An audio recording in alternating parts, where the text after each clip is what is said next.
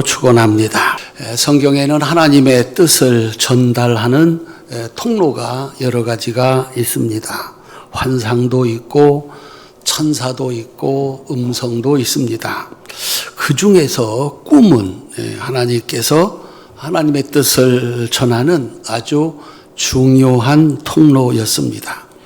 지금도 그 흔적이 있어서 좋은 꿈을 꾸면 왠지 좋은 일이 일어날 것 같고 나쁜 꿈을 꾸면 안 좋은 일이 일어날 것 같기도 합니다.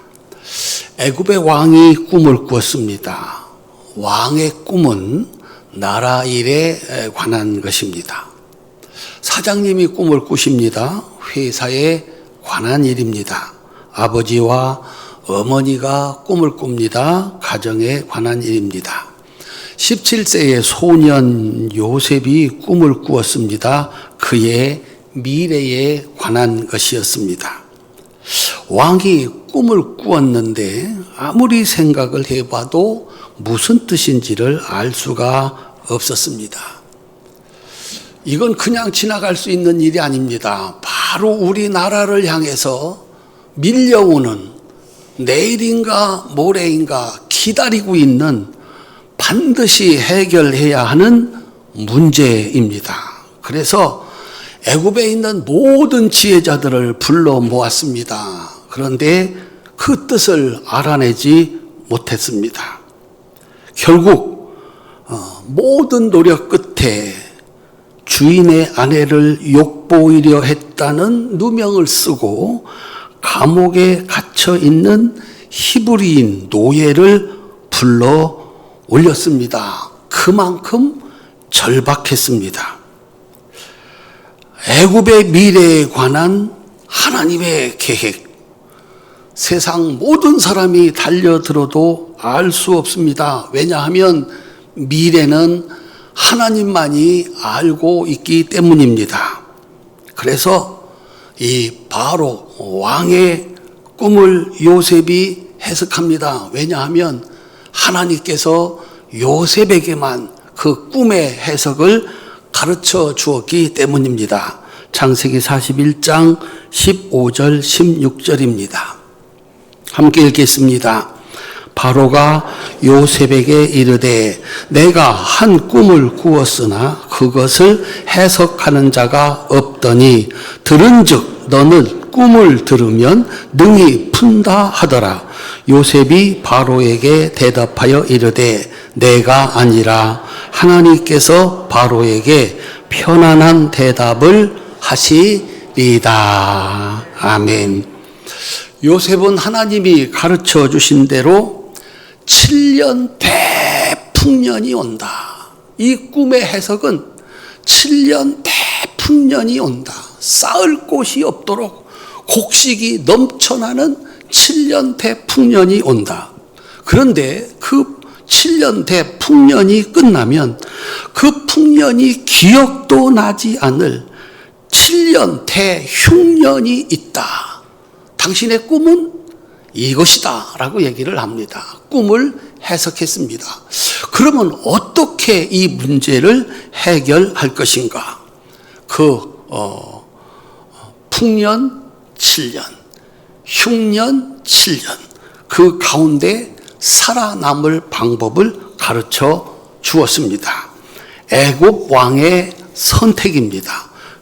창세기 41장 38절로 40절입니다. 함께 읽겠습니다. 바로가 그의 신하들에게 이르되 이와 같이 하나님의 영에 감동된 사람을 우리가 어찌 찾을 수 있으리요 하고 요셉에게 이르되 하나님이 이 모든 것을 내게 보이셨으니 너와 같이 명철하고 지혜 있는 자가 없도다. 너는 내 집을 다스리라. 내 백성이 다 내 명령에 복종하리니 내가 너보다 높은 것은 내 왕좌뿐이니라. 아멘.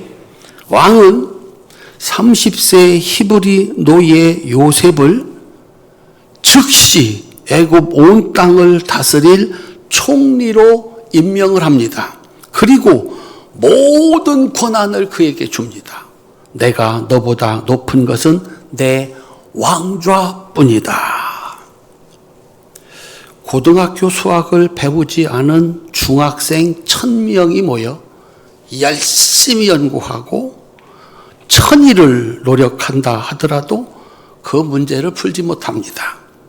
그 문제를 배운 고등학생 1명이면 충분합니다. 자동차에 대해서 모르는 사람 1000명이 달려들어도 자동차 고칠 수 없습니다. 오히려 문제를 더 키웁니다. 자동차를 아는 한 사람이면 충분합니다. 누구도 알 수 없는 미래에 관해서 하나님은 유일하게 요셉에게 가르쳐 주었고, 애굽의 왕은 그 요셉을 발탁을 해서 총리의 일을 맡겼습니다. 애굽 왕은 요셉 덕분에 곡식이 넘쳐나는 7년 대풍년에 곡식 한 톨도 얻을 수 없는 7년 흉년을 잘 준비해서 백성들을 살렸습니다. 더 나아가서 준비하지 못한 다른 나라, 이웃 나라의 땅을 곡식을 주고서 사들였습니다. 그야말로 준비하지 않은 자에게는 불행이었고 준비한 자에게는 행운이었습니다. 애굽 왕은 요셉 덕분에 살았고 땅은 넓어졌고 그렇게 세계 제1의 제국을 만드는 위대한 왕이 되었습니다. 애굽 왕의 위대함은 이것입니다. 똑같은 사람 요셉입니다. 10명의 형제들은 자신보다 뛰어난 요셉을 죽여 자신들의 이득을 지키려고 했습니다. 그들은 문제를 잘못 풀었습니다. 자신들이 죽이려고 했던, 자신들이 팔아버린 요셉에게 무릎을 꿇고 양식과 목숨을 구걸하는 처지가 되었습니다. 누구보다도 요셉의 능력을 잘 알아서 자신의 모든 것을 맡겼던 보디발 장군은 자신의 아내의 부끄러움을 감추기 위해서 요셉에게 누명을 씌워 감옥에 가두었습니다. 그는 문제풀이 잘못했습니다. 요셉이 총리가 되었을 때 보디발의 처지는 이루 말할 수가 없는 겁니다. 후회는 늦었습니다. 그런데 이 위대한 왕은 달랐습니다. 그에게 중요한 것은 나라였고 백성들이었습니다. 누구라도 좋으니 이 문제를 해결하라. 자기의 자리까지 흔쾌하게 내어 주었습니다. 그리고 문제를 해결한 요셉의 공을 인정해서 목축하기 좋은 고센 땅과 나암셋을 요셉과 그의 형제들에게 주어서 먹고 살게 했습니다. 새 정부가 들어섰습니다.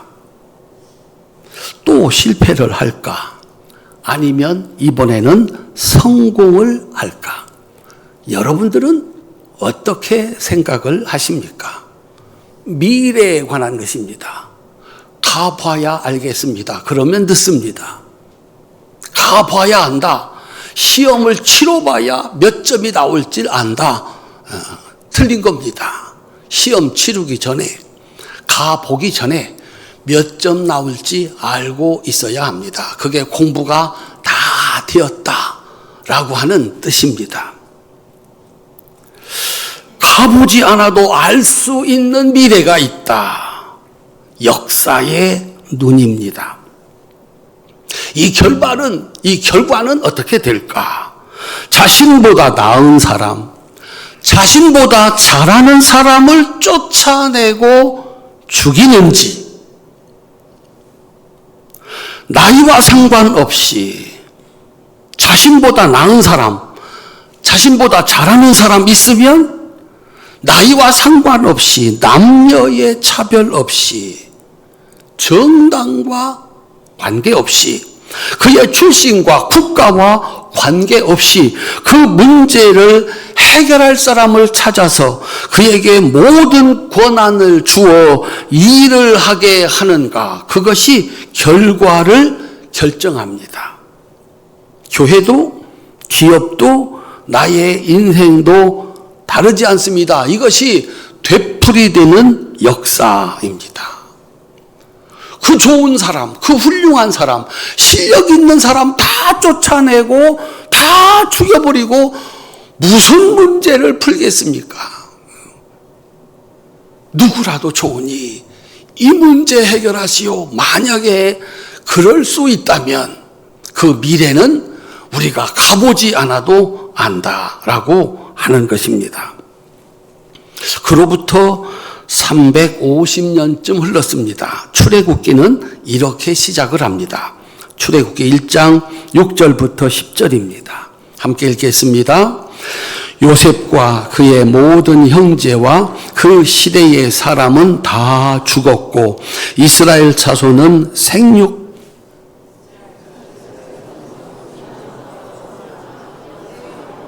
온 땅에 가득하게 되었더라. 요셉을 알지 못하는 새 왕이 일어나 애굽을 다스리더니 그가 그 백성에게 이르되 이 백성 이스라엘 자손이 우리보다 많고 강하도다. 자, 우리가 그들에 대하여 지혜롭게 하자. 두렵건대 그들이 더 많게 되면 전쟁이 일어날 때에 우리 대적과 합하여 우리와 싸우고 이 땅에서 나갈까 하노라. 아멘. 350년쯤 지났습니다. 지난 날의 이야기가 모두 잊혀질 만한 시간입니다. 요셉을 알던 왕, 그때 그 이야기를 알던 모든 사람들이 다 죽었습니다. 그리고 새로운 왕이 왕 위에 올랐습니다. 여전히 애굽은 세계 제1의 제국이었습니다. 야곱의 후손들은 하나님이 아브라함에게 약속하신 대로 복을 주어 번성하고 번성했습니다. 얼마나 번성했느냐. 애굽의 왕이 무서울 정도로 빠르게 대단하게 성장을 하고 번성을 했습니다.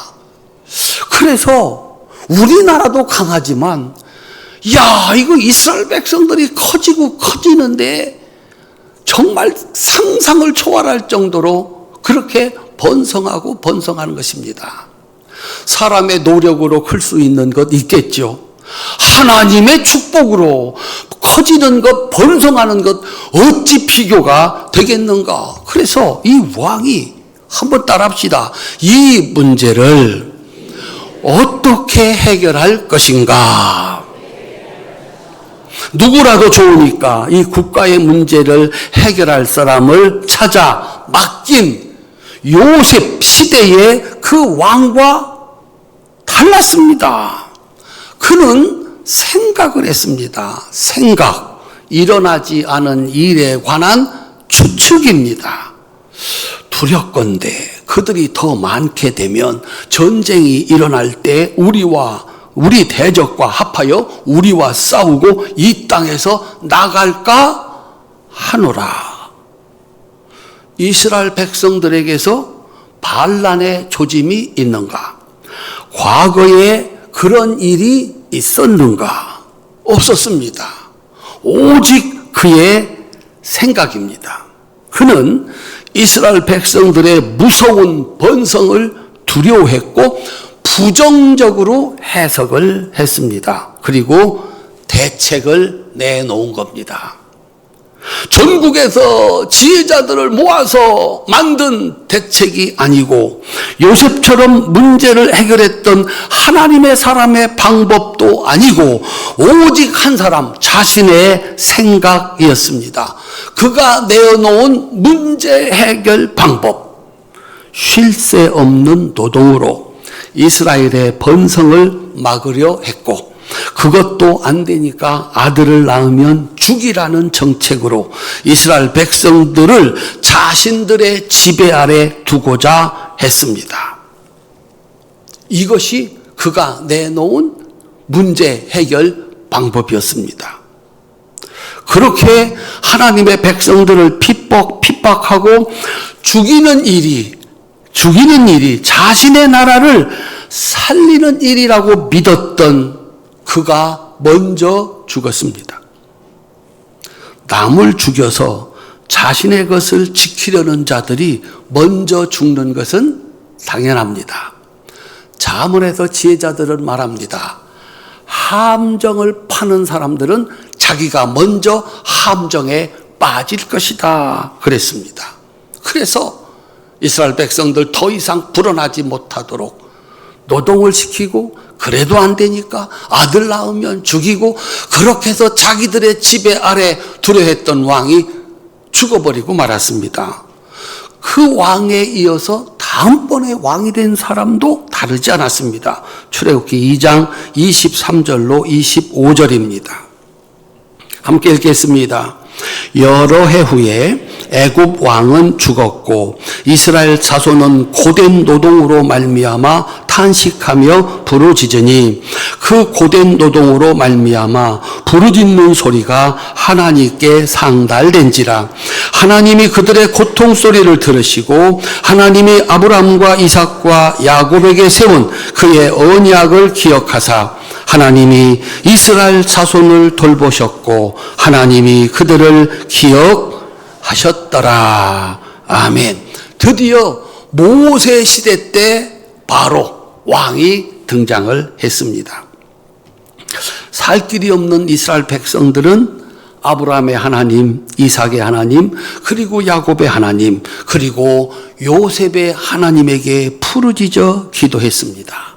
그때 살아계신 하나님은 그들의 부르짖는 소리를 들었습니다. 그리고 아브라함과 이삭과 야곱에게 세운 언약을 기억하셨습니다.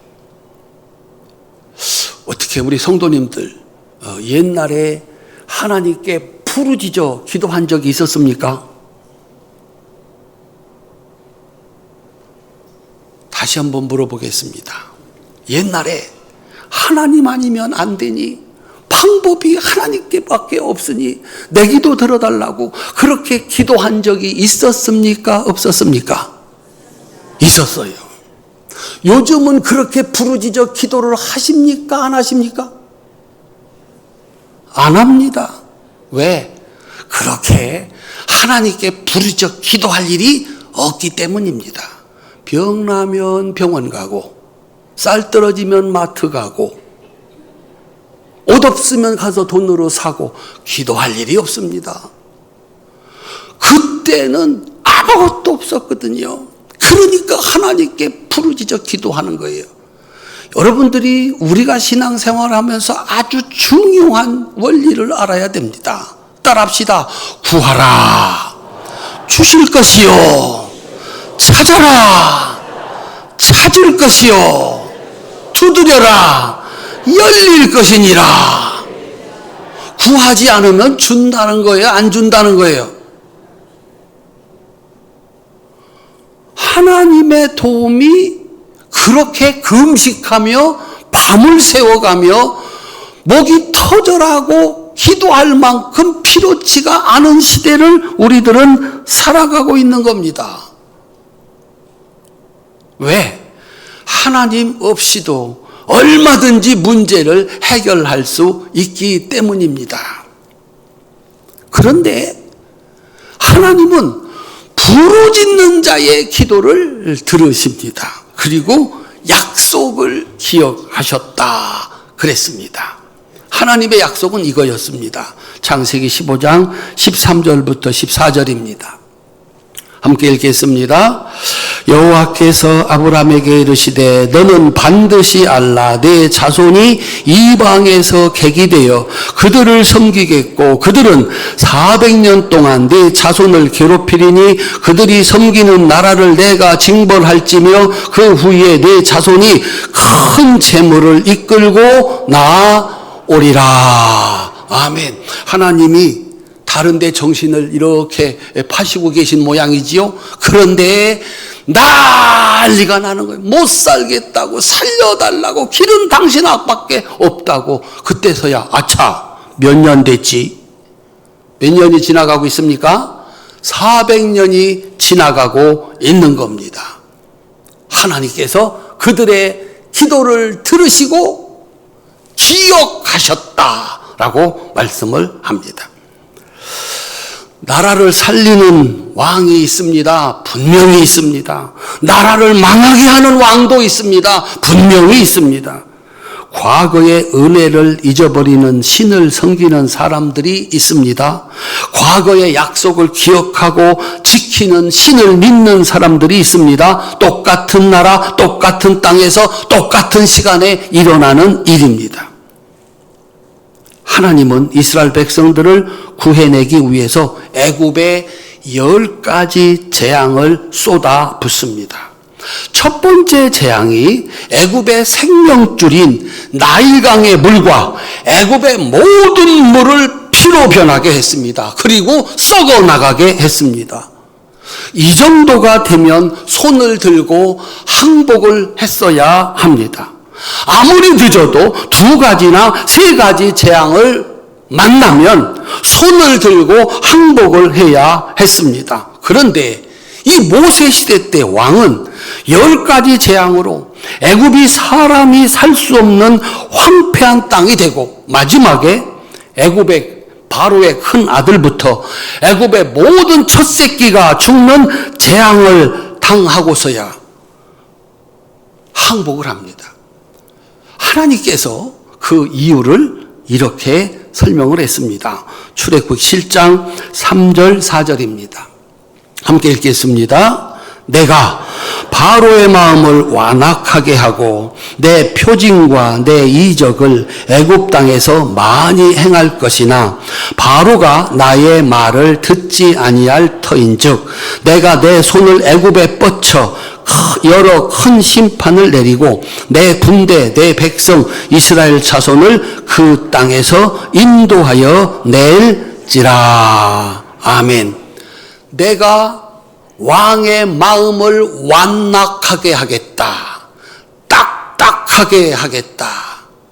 그래서 결코 무엇을 보아도 무엇을 들어도 깨닫지 못하게 해서 그 10가지 재앙을 다 당하게 하고 내 백성을 데리고 나올 것이다. 하나님은 바로의 마음을 완악하게 하시는 하나님이시다. 옛날 성경에는 강팍하게 만드시는 하나님이다. 아무리 보아도 들어도 소용이 없다. 훗날 예수님이 인용한 이사야의 예언도 똑같습니다. 마태복음 13장 14절로 16절입니다. 함께 읽겠습니다. 이사야의 예언이 그들에게 이루어졌으니 일렀으되 너희가 듣기는 들어도 깨닫지 못할 것이요 보기는 보아도 알지 못하리라. 이 백성들의 마음이 완악하여져서 그 귀는 듣기에 둔하고 눈은 감았으니 이는 눈으로 보고 귀로 듣고 마음으로 깨달아 돌이켜 내게 고침을 받을까 두려워함이라 하였느니라. 그러나 너희 눈은 봄으로 너희 귀는 들음으로 복이 있도다. 아멘. 보고 듣고 자신의 잘못을 깨달아서 회개하면 하나님은 어떤 죄라도 용서하시고 그를 구원하시는 하나님이십니다. 그런데 용서받아서는 안 되는, 용서받을 수 없는 사람들이 있다는 것입니다. 그들은 멸망받기로 작정된 사람들이라는 겁니다. 한 가지 재앙이 끝날 때마다 똑같은 말씀이 나옵니다. 출애굽기 9장 35절입니다. 함께 읽겠습니다. 바로의 마음이 완악하여 이스라엘 자손을 내보내지 아니하였으니 여호와께서 모세에게 말씀하심과 같더라. 아멘. 내가 모든 것을 잘할 수 있습니까? 나는 단 하나의 실수도 하지 않고 모든 것을 잘할 수 있는가? 그런데 내 잘못이 하나도 보이지 않는다면 이거는 정말 큰일입니다. 내가 잘못을 하면 하나님 잘못했습니다, 용서해 주세요. 그리고서 회개를 하고 돌이키고 바꾸면 살 길이 있는데 한 번도 내가 뭘 잘못했는지가 생각이 안 나는 거예요. 잘못을 고칠 시간도 기회도 다 놓치고 갑자기 망하게 되는 겁니다. 우리 성도님들은 다른 사람들은 더 큰 죄를 짓고도 저렇게 잘 살더만 나는 뭐 하나 하고서도 하루를 살고서도 혹시 내가 잘못했나? 아이고, 내가 하나님 말씀 따라 더 정직하게 행동했어야 되는데 내가 잘못했구나.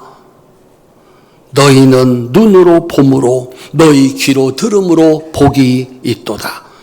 활천의 성도들은 복 있는 성도들이 되시기를 주님의 이름으로 축원합니다. 사도 바울이 멸망길을 갈 때 아무것도 보이지 않았습니다. 내가 가장 뛰어난 사람이요, 내 생각이 맞는 사람이다. 그런데 그가 예수 만나고 나서 나는 죄인 중에 괴수입니다.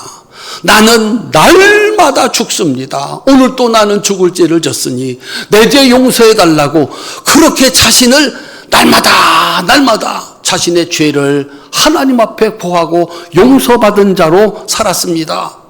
비극은 뭔가? 내가 아무리 잘 산다 하더라도, 무엇을 잘한다 하더라도 잘못하는 거 한 개, 두 개 있는데 이게 보이지 않는다면, 이게 깨달아지지 않는다면 멸망받기로 작정된 사람들이다 라고 하는 것입니다.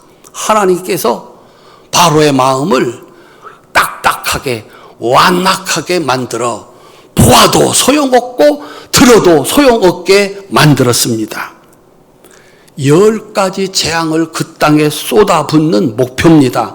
9장 출애굽기 7장 5절입니다. 함께 읽겠습니다. 내가 내 손을 애굽 위에 펴서 이스라엘 자손을 그 땅에서 인도하여 낼 때에야 애굽 사람이 나를 여호와인 줄 알리라. 아멘. 애굽 사람들은 자신의 나라를 세계 제1의 제국으로 만들어준 신을 섬겼습니다. 대표적인 신이 10개가 있었습니다. 그렇죠. 우리나라를 세계 제1의 제국으로 만들어준 신들, 나를 오늘 이 자리에 있게 한 신, 사람들은 다 그 신을 믿는 것입니다. 애굽을 세계 제1의 제국으로 만들어준 신 10가지가 있다. 그들이 우리를 도와서 오늘 우리나라가 세계 제1의 제국이 되었다라고 하는 겁니다. 더 심각한 것은 이스라엘 백성들입니다. 그 땅에 처음 내려온 야곱도, 그 땅에서 살 수 있도록 터전을 도와준 요셉도 다 죽었습니다. 이제 400년이 지난 겁니다. 진짜 신이신 하나님을 경험한 모두가 죽었다는 것입니다. 더군다나 이스라엘은 애굽의 종살이를 하고 있습니다. 그러면 주인 노릇하는 애굽의 신과 종 노릇하는 이스라엘의 신, 어떤 신이 진짜 신입니까? 여러분들도 헷갈리는 모양입니다. 대답을 할 줄 알았는데 대답을 못 하십니다. 이스라엘을 세계 제1의 제국으로 만든 신과 거기서 종살이하고 있는 이스라엘 백성들의 신, 어떤 신이 진짜입니까? 더 이상 하지 않겠습니다. 세상은 당연히 나를 부자 만들어주고 이 자리에 오르게 한 그 신이, 그래서 절에 가면 우리보다 훨씬 신앙생활 잘하는 사람들이 있고요. 알지도 못한 신인데 그 신이 자기 병을 고쳐줬다고 믿는 사람들, 세상에 얼마나 많은 신들이 있는지 모릅니다. 하나님은 10가지 재앙으로 애굽의 10가지 신을 하나씩 모두 이기셨습니다. 그렇게 애굽 사람들에게 그리고 하나님 백성들에게 여호와 하나님이 진짜 신이심을 증명했습니다. 신명기 4장 35절입니다. 함께 읽겠습니다. 이것을 내게 나타내심은 여호와는 하나님이시요 그 외에는 다른 신이 없음을 내게 알게 하려 하심이니라. 큰 소리로 아멘 합시다. 그 사람 앞에서 내가 믿는 불교 신자인데 우리나라 최고 부자이고 내 위의 상사이고 나를 이리 가라 저리 가라 할 수 있는 그 사람 앞에서 내가 믿는 하나님이 진짜 신입니다 라고 말할 수 있는 우리 성도님들 될 수 있기를 주님의 이름으로 축원합니다. 왜냐하면 그날이 오기 때문입니다. 나라가 완전히 폐허가 되고 마지막 10번째 재앙, 바로의 큰 아들부터 애굽의 모든 사람과 짐승의 첫 새끼가 죽는 재앙으로 바로는 항복을 하고 이스라엘 백성들을 내보내 준 겁니다. 그런데 여기가 끝이 아니었습니다. 마지막 11번째 재앙이 남아 있었습니다. 출애굽기 14장 5절부터 8절입니다. 함께 읽겠습니다. 그 백성이 도망한 사실이 애굽 왕에게 알려짐에 바로와 그의 신하들이 그 백성에 대하여 마음이 변하여 이르되 우리가 어찌 이같이 하여 우리를 성김에서 놓아 보냈는가 하고 바로가 곧 그의 병거를 갖추고 그의 백성을 데리고 갈새 선발된 병거 600대와 애굽의 모든 병거를 동원하니 지휘관들이 다 거느렸더라.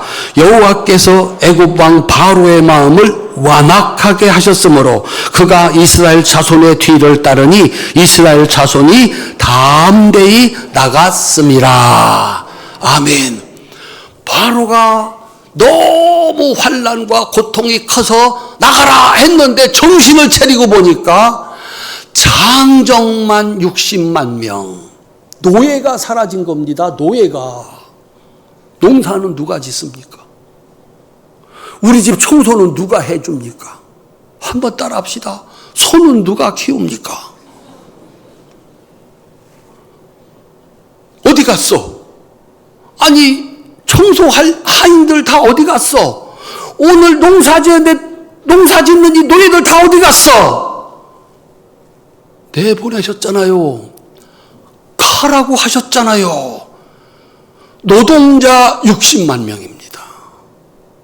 그래서 이 왕이 제정신이 돌아와서 다시 잡아오기 위해서 이스라엘 백성들을 쫓아온 겁니다. 앞에는 홍해바다, 뒤에는 애굽의 군대, 백성들이 두려워 떨며 모세를 원망합니다. 꼼짝없이 죽게 되었다. 왜 괜히 데리고 나와서 여기서 죽게 하는가? 모세의 문제 해결 방법입니다. 오늘 본문입니다. 13절, 14절입니다. 함께 읽겠습니다.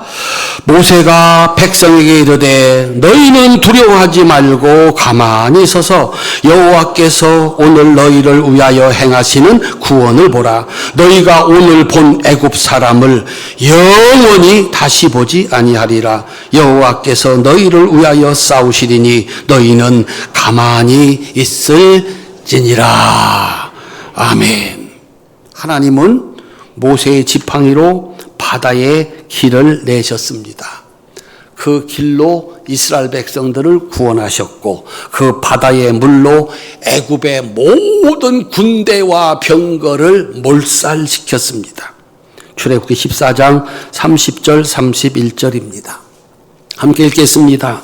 그날에 여호와께서 이같이 이스라엘을 애굽 사람의 손에서 구원하심에 이스라엘이 바닷가에서 애굽 사람들이 죽어 있는 것을 보았더라.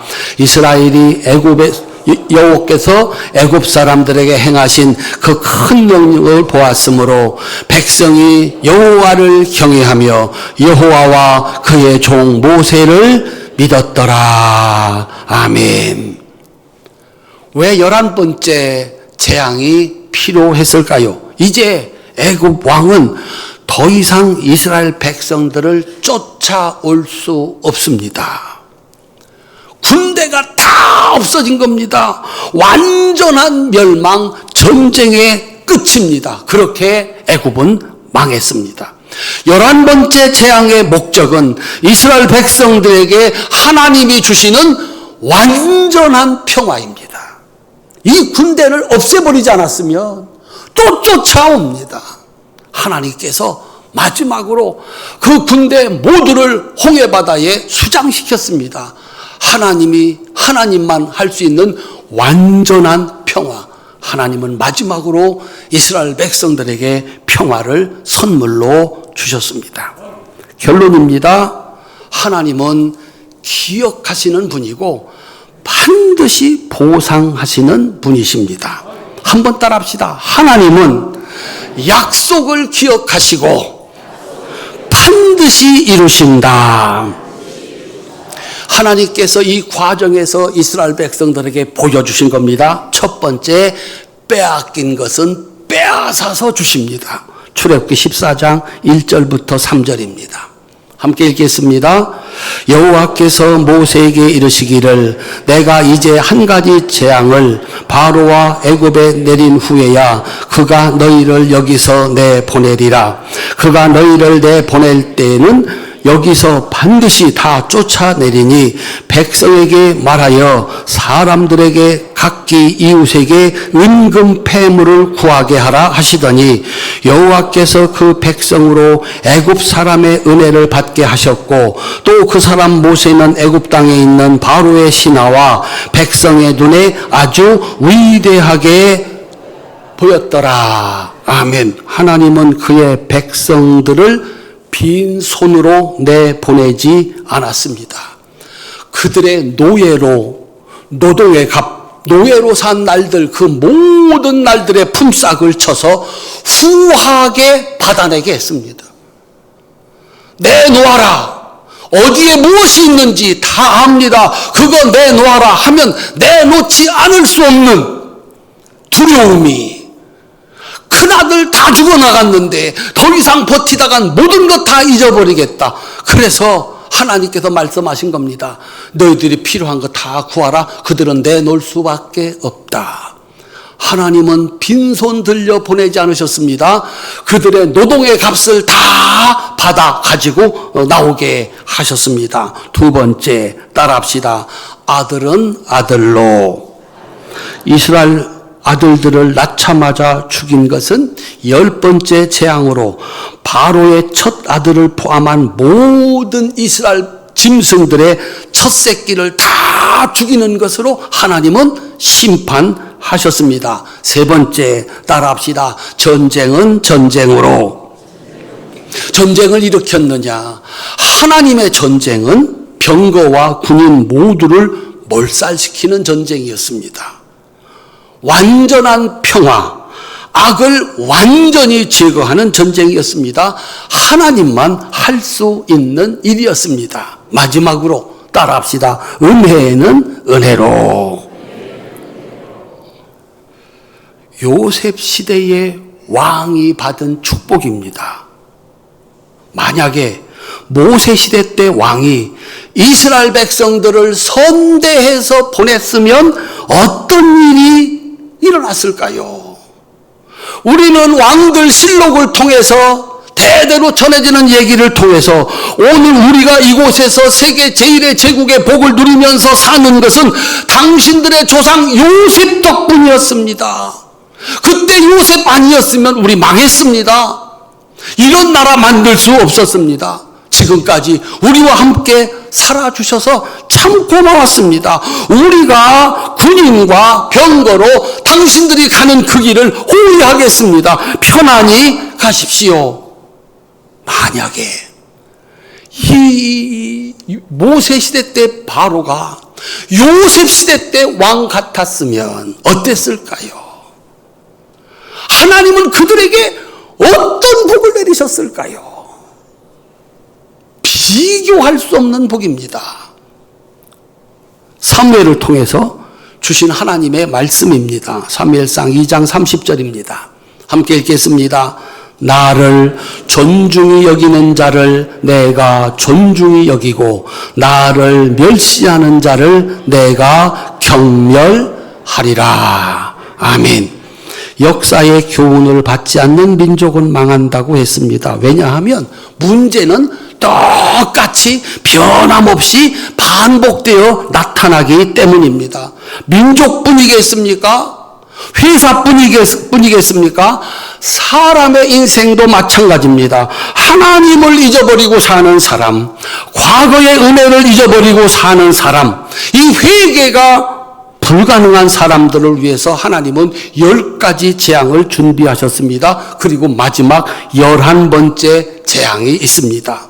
그러나 약속을 기억하시고 마침내 그 약속을 지키시는 전능하신 하나님의 가르침을 따라 세상을 살리고 사람들을 살리고 나 사는 것뿐만 아니라 세상 살려야지, 이런 사람들에게 하나님은 요셉의 축복을 준비하셨고 그 요셉과 함께 세계 제1의 제국을 만든 애굽 왕의 축복을 여전히 준비하고 있는 줄로 믿으시기를 주님의 이름으로 축원합니다. 사랑하는 성도 여러분, 여러분은 왕이십니까? 신하이십니까? 왕은 최종 결정 도장을 찍는 사람은 왕입니다. 신하는 왕의 명령을 따라 그냥 따라서 하는 사람이 신하입니다. 한번 따라합시다. 나는 신하인가 왕인가? 여러분은 신하입니까? 왕입니까? 목사님은 설교를 준비하고 여기 와서 설교를 할 때 여러분들이 종으로 신하로 보일까요? 왕으로 보일까요? 여기 있는 사람은 다 내가 설교를 잘하고 예배를 잘 드리면 은혜 받아서 그 말씀을 따라 살 것이다, 이렇게 생각하는 목사는 신출내기 아마추어. 목사님이 아무리 말씀을 하셔도, 아니 예수님이 말씀을 하셔도, 아니 하나님이 말씀하셔도 가만히 있어 보세요. 제가 판단을 하고 생각을 해서 결정하겠습니다. 아멘을 할 건지 안 할 건지 내가 결정할 겁니다. 내가. 사람은 모두 다 왕으로 살아갑니다. 우리는 뭔가를 선택할 수 있습니다. 진짜 이렇게 나이 많은 목사, 머리가 이제 허여져 가는 목사는 여러분들이 왕이라는 걸 압니다. 바라기는 하나님의 영에 감동된 요셉과 함께 여러분의 가정 왕국, 여러분의 기업 왕국, 우리 교회를 하나님의 은혜와 축복이 넘치는 그런 왕국으로 만드시는 우리 복된 성도들이 다 되시기를 주님의 이름으로 축원합니다. 어떤 왕은 요셉 시대 때 왕이고 어떤 왕은 모세 시대 때 왕입니다. 결정은 우리가 합니다. 하나님 말씀에 순종하면, 그 하나님의 말씀에 나를 맞추면 하나님은 내 왕국을 축복하셔서 나도 살고 세상도 살리고 다른 사람에게는 불행한 날이 나에게는 행복한 날, 우리 가정 아름다운 평화의 왕국으로 만들어 주시고 우리 교회, 우리 기업 그런 왕국으로 만들어 주시는 줄로 믿으시기를 주님의 이름으로 축원합니다. 간절히 바라기는 우리 성도님들의 왕국, 여러분 가정을 여러분들에게 맡겼습니다. 여러분의 가정과 여러분의 기업과 그리고 우리 교회가 하나님이 함께 하셔서 축복하시는 그 축복이 가득한 왕국이 될 수 있기를 주님의 이름으로 축원합니다. 기도하겠습니다.